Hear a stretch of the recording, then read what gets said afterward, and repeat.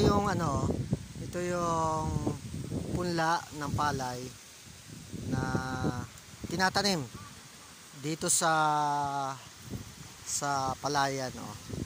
Oh. Yan. Tapos pagka tatanim na ganyan, oh, pinipira-piras, oh.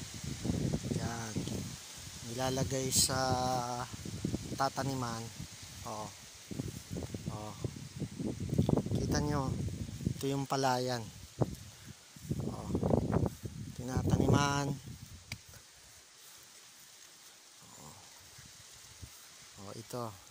Ito mismo yung pinakapunla, oh. Ayan. Kumbaga nakalagay na rito, sobra-sobra na yan. Oh. Oh, kita nyo, oh.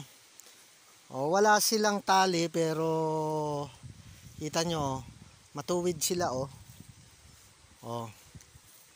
Yun yung talagang magtatanim dito sa probinsya ng palay, oh. Oh, nakikita nyo, guys, oh. Oh. Oh, wala yang tali-tali pero pag sinilip nyo nakikita nyo, tuwid siya, oh. Ganito, hindi kagaya sa ibang lugar, may mga tali pa pero dito wala na.